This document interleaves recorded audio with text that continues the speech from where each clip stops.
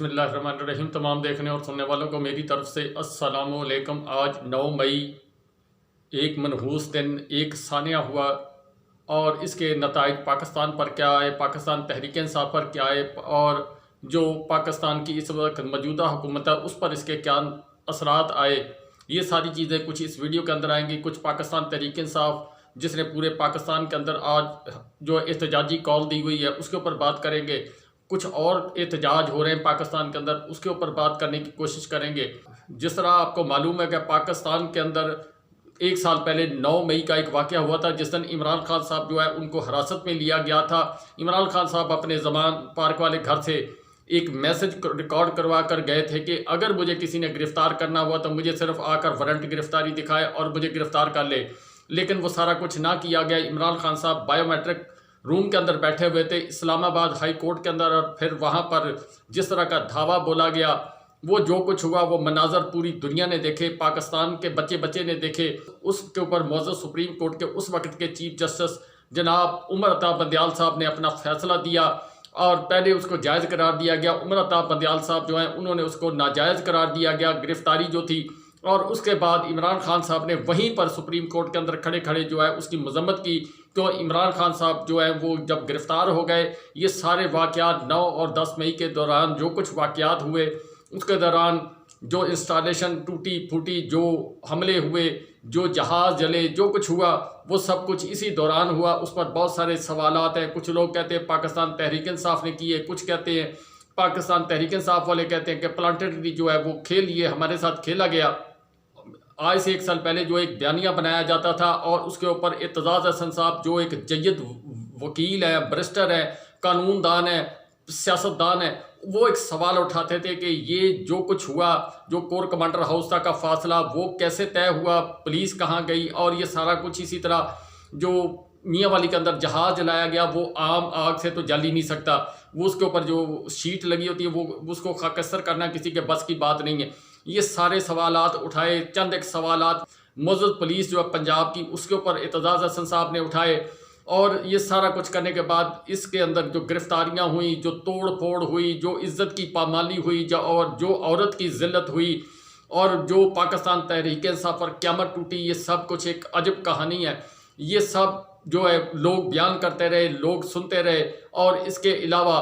18,000 کے قریب جو ہے وہ قیدی بنائے گئے، پھر اس میں سے کچھ چھوٹ گئے۔ ابھی بھی پاکستان تحریک انصاف کے جو ذرائع کے مطابق خبر ہے کہ 10,000 کے قریب جو ہے وہ لوگ جیلوں کے اندر ہے، اور اس میں جو پاکستان تحریک انصاف کی لیڈرشپ ہے وہ جیلوں کے اندر۔ پاکستان تحریک انصاف کے بانی چیئرمین وہ جیل کے اندر، وہ پچھلی 9 مئی کے اندر بھی جیل کے اندر تھے، آج بھی 9 مئی ہے، آج بھی وہ جیل کے اندر ہے۔ اور اس کے علاوہ جو ایک بات کہ خواجہ آصف صاحب نے ایک سٹیٹمنٹ جو نئی دی ہے وہ یہ دی ہے کہ پہلی دفعہ یہ سٹیٹمنٹ دی ہے کہ ہم نے جو بعض جگہ پر پولیس جو ہے پیچھے اس لیے کی کہ خون خرابہ نہ ہو جائے۔ اب یہ اس سوال کے آگے میں آپ کے اوپر سوال چھوڑتا ہوں۔ اس کے اوپر یہ جو سٹیٹمنٹ دی ہے، 1 سال یہ بیانیہ رکھا گیا ہر طرف سے جو پاکستان تحریک انصاف کے مخالف تھے۔ آج یہ سٹیٹمنٹ جو نئی داغی گئی ہے اس کو آپ خود ہی انالیسس کریں۔ اب پاکستان کے اندر ایک بڑی پریس کانفرنس ہوئی جو 2 دن کے اندر، اور اس کے اوپر پھر جو رد عمل آیا، جو مختلف جگہ سے رد عمل آیا، پاکستان مسلم لیگ کی طرف سے رد عمل آیا، پیپلز پارٹی نے بھی کچھ حصہ جو ہے وہ زخموں پر نمک چھڑکنے کی کوشش کی، اور اس کے علاوہ پاکستان تحریک انصاف کے ووٹر سپورٹر سے لے کے پاکستان تحریک انصاف کے لیڈر تک جو ہے اس کے اوپر وہ بولے۔ پاکستان تحریک انصاف کے ووٹر سپورٹر نے جس طریقے سے جو کچھ سوالات اس پریس کانفرنس کے اندر اٹھائے گئے، جو بڑی پریس کانفرنس تھی، اس کے اوپر جس طرح کا رد عمل دیا، وہ تمام چیزیں جو آپ کی نظر سے گزری ہوں گی، لیکن اس میں چند ایک باتیں جو اہم ترین ہے، جو بڑے بڑے لیڈر ہیں پاکستان تحریک انصاف کی، سمجھے جو کور کمیٹی ہے اس نے کچھ رد عمل دیا، کچھ جو بڑے لیڈران پاکستان تحریک انصاف کے انہوں نے دیا۔ ڈاکٹر یاسمین راشد صاحبہ نے جیل سے اس کے اوپر جو دیا، ایک سوال تھا جو رکھا گیا کہ معافی مانگی جائے، اس کے اوپر پاکستان تحریک انصاف کی سوشل ٹیم اس نے بھی اپنا ایک رد عمل دیا۔ اس کے علاوہ ڈاکٹر یاسمین راشد صاحبہ نے کہا کہ فارم 47 پر معافی مانگی جائے، مینڈیٹ چوری کیا اس پر معافی مانگی جائے، الیکشن وقت پر نہیں کروائے گئے اس پر معافی مانگی جائے، پاکستان کو جو نقصان ہوا اس پر معافی مانگی جائے۔ پاکستان کے تحریک انصاف کا جو لیڈر ہے اس کے اوپر 200 مقدمات کر کے جس طرح اس کی تذلیل کی گئی اس پر معافی مانگی جائے، اور سب سے بڑی بات ناحق جو قیدی ہیں ان کے ساتھ جو کوئی سلوک ہوا اس کے اوپر معافی مانگی جائے۔ اس کے علاوہ جو گندم سکینڈل ہے اس کے اندر جو پاکستان کے قوم کے ساتھ جو ہوا، جو کہتے ہیں کہ وہ کیڑوں والی گندم ہے، اس کے اوپر معافی مانگی جائے۔ بے شمار چیزیں جو ہے انہوں نے اپنے خط کے اندر لکھی اور انہوں نے معافی کا مطالبہ جو ہے وہ ریورس کر دیا، یعنی گیند دیوار کے اندر لگی اور پھر واپس گئی۔ یوں سمجھ لیں اب اسد قیصر صاحب انہوں نے ایک سٹیٹمنٹ دیا ہے کہ ہم نے، خیر وہ بڑے ہیں وہ کہہ سکتے ہیں، اور وہ انہوں نے فکرتاً کہا ہوگا کہ ہم نے کبھی اپنے باپ سے معافی نہیں مانگی، ہم کسی اور سے کیوں معافی مانگے۔ اسی طرح عمر ایوب صاحب جو ہیں انہوں نے جو سخت سٹیٹمنٹ دیا ہے، انہوں نے مینڈیٹ چوری کے متعلق جو بات کی، جو ایبٹ آباد کمیشن ہے اس کے متعلق بات کی، اور اس کے علاوہ ثانیہ APS اس کے متعلق بات کی۔ اسی طرح برسٹر گوہر صاحب جو ہیں انہوں نے چند ایک سوالات رکھے، عمران خان صاحب کی گرفتاری پر سوالات رکھے، عمران خان صاحب پر جو معاملات، جو عدالتی کارروائیاں ہوئیں، جس طریقے سے سزائیں دی گئیں، اس کے اوپر انہوں نے سوالات اٹھائے۔ جو بشرا بی بی صاحب کا عدت کیس اس کو جس طریقے سے اچھالا گیا اس کے اوپر انہوں نے بات چیت کی، اور آخر پر انہوں نے کہا جو مینڈیٹ چوری کیا 180 سیٹیں ہماری بنتی تھی اس کے اوپر ڈاکہ مارا گیا، جن کا حق تھا ان کو اسمبلیوں کے اندر نہیں جانے دیا گیا، اور جو فارم 47 کے تحت جو ہیں وہ لوگ آگے سامنے۔ یہ برسٹر گوہر صاحب نے کہا۔ جو لطیف کھوسہ صاحب ہیں انہوں نے بھی دبنگ قسم کی سٹیٹمنٹ دی ہے۔ وہ لطیف کھوسہ صاحب اکثر اوقات بولتے نہیں ہیں، لیکن جب بولتے ہیں پھر وہ دبنگ بولتے ہیں۔ اسی طرح انہوں نے دبنگ جو بولا، انہوں نے کہا کہ پاکستان کی عوام اور پاکستان کی عوام کے تحت اداروں کے تحت جو معاملات ہیں، یہ سارے معاملات معافی تلافی کا کام عوام مطالبہ کر سکتی ہے یا پارلیمنٹ کر سکتی ہے، وہ سپریم ہے۔ باقی سب ادارے جو ہے پارلیمنٹ کے متحد ہیں، بس اس سے زیادہ اور کچھ میں کہہ نہیں سکتا۔ آپ سمجھدار ہیں جو لطیف کھوسہ صاحب نے کہا۔ یہ ساری چیزیں پاکستان تحریک انصاف کی طرف سے ہوئی ہیں اور ایک شدید قسم کا رد عمل آیا ہے۔ اس کے علاوہ کل کا دن جو گزر گیا اس میں جو وکلا کے ساتھ جو کچھ ہوا، جس طرح کا لاٹھی چارج، آنسو گیس، توڑ پھوڑ، پاکستان تحریک انصاف کے کارکن سمجھ کر ان کے اوپر شیلنگ کی گئی، ان کے اوپر توڑ پھوڑ کی گئی، ان کے اوپر مار دھاڑ کی گئی، گرفتار کیا گیا۔ شاید وہ جو لوگ یہ سارا کام کر رہے تھے وہ بھول گئے تھے کہ یہ پاکستان تحریک انصاف کے کارکن نہیں ہیں، یہ وکلا ہیں۔ اگر اینٹ کا جواب وہ اینٹ سے نہیں دے سکتے تو کم از کم وہ پتھر سے ضرور دیں گے۔ اور اس کے اوپر تمام بار جو ہیں آج پورے پاکستان کے اندر ہڑتال کے اوپر ہیں، اور پورے پاکستان پر احتجاجی ریلیاں جو نکالی جائیں گی، سب سے بڑی ریلی جو ہے وہ لاہور کے اندر نکالی جائے گی، شاید مال روڈ کے اوپر جو ہے وہ جائیں گے اور اپنا احتجاج جو ہے وہ اس کو پروٹیسٹ جو ہے اس کو ریکارڈ کروانے کی کوشش کریں گے۔ اس کے علاوہ جو سب سے بڑی بات، یہ آج بہت سارے کیسز ہیں جس میں عمران خان صاحب کا سائفر کیس لگا ہوا ہے، اس کے اوپر جو وہ ہیئرنگ ہوگی۔ عمران خان صاحب کا توشہ خانہ کیس، اس کے اوپر ہیئرنگ ہوگی۔ اس کے علاوہ ایک توشہ خانہ 2 جو ہے وہ تیار کیا جا رہا ہے، اس کے متعلق جو درخواست پاکستان تحریک انصاف نے دی ہوئی،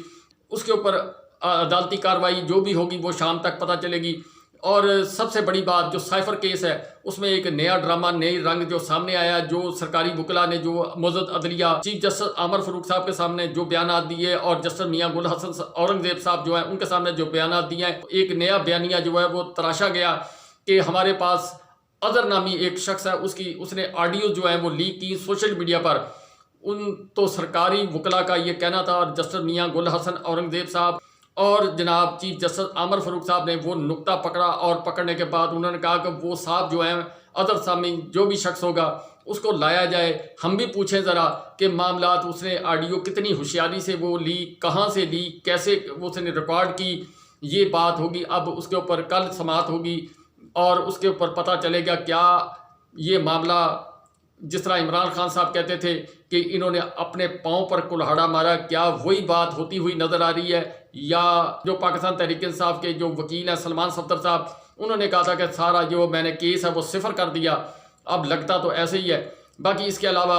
معزز ہائی کورٹ اسلام آباد کے اندر جو سب سے طاقتور کیس آج ایک اور لگا ہوا ہے، جس طرح آپ کو پتا ہے کہ آڈیو لیکس والا ایک کیس چل رہا ہے، اس کے اوپر معزز جناب جسٹس بابر ستار صاحب نے مختلف قسم کے لوگوں کو جو جرمانے کیے ہیں، 5-5 لاکھ روپیہ کیا۔ اس کے بعد پھر جناب جسٹس بابر ستار صاحب اور جسٹس محسن اختر کیانی صاحب کے متعلق جو ایک ڈیٹا لیک کیا گیا۔ ڈیٹا لیک کرنے کے بعد پھر سوشل میڈیا کے اوپر ان کے اوپر مختلف قسم کی باتیں، میمز بنائے گئے یا ان کی کردار کشی کرنے کی کوشش کی گئی۔ اس کے اوپر پھر انہوں نے ریکویسٹ کی معزز چیف جسٹس عامر فاروق صاحب جو اسلام آباد ہائی کورٹ کے ہیں ان سے کی، اور پھر اس کے بعد اس کے اوپر 100 موٹو لیا گیا، اور 100 موٹو لینے کے بعد 2 بینچ تشکیل دیے گئے۔ ایک بینچ جو ہے وہ جناب جسٹس بابر ستار صاحب کا کیس سنے گا، دوسرا بینچ جو ہے جسٹس محسن اختر کیانی صاحب کا جو ہے وہ سنے گا، اور اس میں ایک بینچ کی سربراہی جو ہے جسٹس عامر فاروق صاحب اور جسٹس میاں گل حسن اورنگزیب صاحب کریں گے۔ اسی طرح دوسرے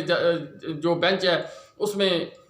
جسٹس محسن اختر کیانی صاحب، جسٹس اسحاق صاحب اور اس کے علاوہ جسٹس جہانگیری صاحب جو ہیں وہ اس کیس کی سماعت کریں گے، اور یہ کیس اپنی نوعیت کا بڑا مختلف کیس ہوگا اور اس کے اوپر سٹینڈ لیا جائے گا۔ کیوں؟ یہ حساس ڈیٹا جو ہوتا ہے، بڑا اہم ڈیٹا ہے، جو پرسنل ڈاکومنٹس ہوتے ہیں وہ لیک کیے گئے، کس نے کیے، کیوں کیے، اس کے پیچھے کیا کہانی تھی۔ یہ دونوں ججز وہ ہیں جو 6 ججز جنہوں نے خط لکھا تھا، ان میں یہ ججز شامل ہیں، اور ان کے اوپر جو اٹیک کیا گیا پہلے بھی کیا گیا تھا 6 ججز پر، پھر جناب اس کے بعد یہ ڈیٹا لیک کیا گیا۔ کیوں؟ اس خط کو لکھنے میں، سب کچھ کرنے میں، یا جو لوگوں کو 5-5 لاکھ روپے جرمانہ ہوا ہے وہ سب جو ہے وہ جناب جسٹس بابر ستار صاحب نے کیا تھا، اور اسی طرح اور بہت سارے عوامل ہیں جن کی وجہ سے یہ جو ہے کیچڑ اچھالنے کی کوشش کی گئی۔ اس کے پیچھے کون ہے اب یہ آپ کو آگے چل کر پتہ چلے گا۔ اس کے علاوہ جناب محمود خان اچکزئی صاحب اور مولانا فضل الرحمان صاحب جو ہیں وہ بڑی تیزی سے منزلیں طے کرتے ہوئے بڑے دمنگ قسم کے بیانات دیتے ہوئے نظر آ رہے ہیں۔ جناب محمود خان اچکزئی صاحب جو ہیں انہوں نے اسلام آباد کے اندر اور گزشتہ دن جو انہوں نے لاہور کے اندر وکلا کنونشن سے خطاب کرتے ہوئے بڑے چند ایک اہم سوالات اٹھائے، بڑے ادارے کی طرف انہوں نے سوالات اٹھائے۔ مولانا فضل الرحمان صاحب جو ہیں انہوں نے بڑے ادارے کے متعلق سوالات اٹھائے۔ انہوں نے کہا کہ اگر کوئی سیاست میں مداخلت کرے گا تو پھر سیاستدان وہاں پر مداخلت کریں گے، یہ مولانا فضل الرحمان صاحب کا کہنا تھا۔ اگر 9 مئی کے حساب سے دیکھا جائے، پاکستان تحریک انصاف بھی یوم سیاہ منا رہی ہے، پاکستان مسلم لیگ یعنی پنجاب حکومت بھی یوم سیاہ منا رہی ہے۔ اللہ سب کا محافظ۔